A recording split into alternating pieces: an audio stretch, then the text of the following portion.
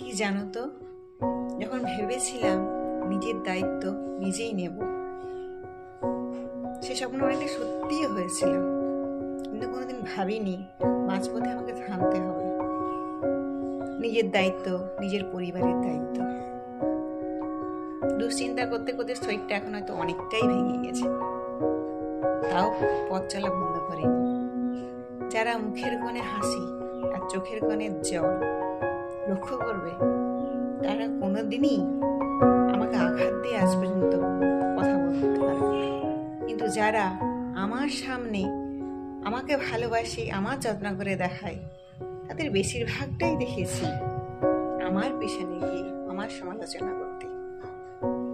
শুনে এগুলো খারাপ লাগে না, কারণ যে সয় সে রয় এগুলোতে অভ্যস্ত।